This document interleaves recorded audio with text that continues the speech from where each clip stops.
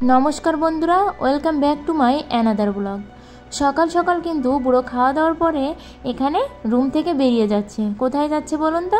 ও কিন্তু ওর বাসার পিচ্চিগুলোর সঙ্গে খেলা করতে যাচ্ছে। পিচ্চি বললে ভুল হবে, ওই কিন্তু সবার থেকে ছোট, কিন্তু ওর বয়সী কারোর সঙ্গেই ও ঠিকঠাক খেলতে চায় না। ও খেলবে ওর বয়সের থেকে যারা বড় আছে তাদের সঙ্গে।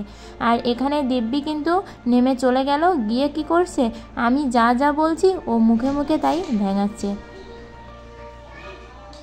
আসো আসো, এদিকে আসো।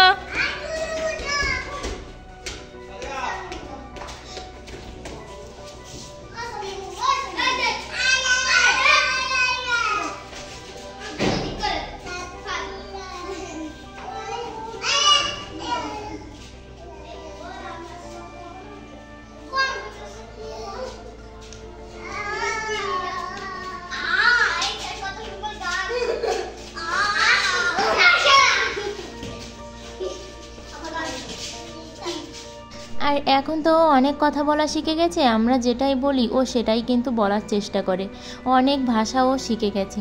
আর এখানে এসে ওদের বলটা অন্য বিল্ডিংয়ের এরিয়ার ভিতর চলে গেছে, তাই ওরা বলটা তুলতে গেছে আর বাবু এখানে এসে দাঁড়িয়ে আছে, ওদের কাণ্ড কারখানা দেখছে।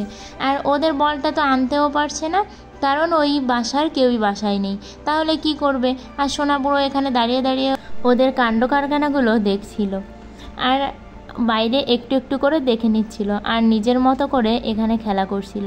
আর সোনা বুড়ো জানো তো অনেক কথা শিখে গেছে, তাই ভেবেছি ওর এই কথা কি কি শিখেছে সেইগুলো নিয়ে একটা ব্লগ করব।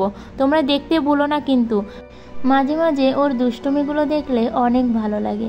সেই না ছোট্ট পিচ্চি, 1 বছর আগে কিন্তু দিব্যি বসতেও পারতো না, আর এখন সে হেঁটে বেড়াচ্ছে, খেলা করে বেড়াচ্ছে। আসলে নিজের বাচ্চার সামনাসামনি বেড়ে ওঠা সত্যিই অসাধারণ। আর এবার চলে আসলাম দুপুরের রান্নাতে। দুপুরে আর সিম্পল খাওয়া দাওয়া। এখানে ঢেঁড়স ভাজি করলাম আর শসা দিয়ে আলু দিয়ে আর এই মাছগুলো দিয়ে রান্না করব। ইদানিং এই গরমে মশলার তরকারি খেয়ে পেটটা প্রচণ্ড খারাপ করছিল, শরীরটাও খারাপ হয়ে যাচ্ছিল, তাই ভাবলাম আজ পুরো নর্মাল খাবার হবে। তাই এরকম শসা দিয়ে আলু দিয়ে পাতলা মাছের ঝোল করে ফেললাম। আর এখানে একটু রান্নার পর গরম মশলাটা ছিটিয়ে দিলাম।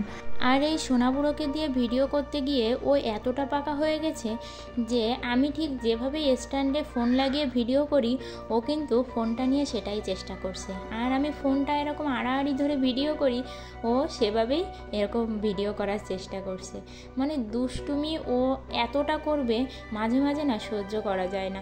আর সব কিছুতেই নকল, মানে এত নকলবাজ হয়ে গেছে ও যে যা কিছুই দেখবে তাই নকল করার চেষ্টা করবে।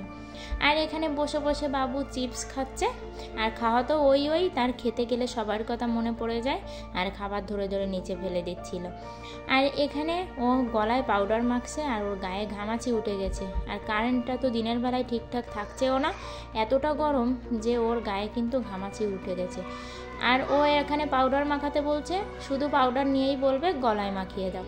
আর পাউডার মাখার পর দিব্যি বাবু নবাবী স্টাইলে এখানে শুয়ে আছে।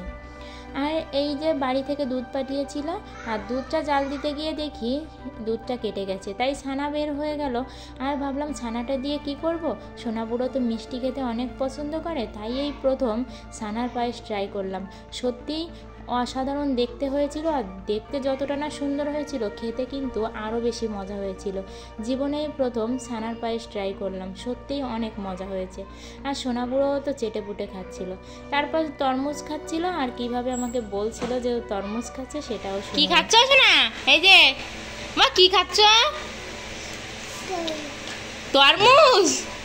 কি খাচ্ছ? তরমুজ? কি বিসি খাচ্ছ? ওই বিসি সব খেয়ে ফেললো। তারপর যেই না আমি একটু রাগ করছি, সেই আমার কাছে এসে আমাকে তরমুজ খাওয়াচ্ছে। তাহলে আজকের ভিডিওটা এ পর্যন্তই। ভালো লাগলে অবশ্যই লাইক কমেন্ট করবে, আর অবশ্যই আমার চ্যানেলটি সাবস্ক্রাইব করবে। সবাই ভালো থাকবে, সুস্থ থাকবে।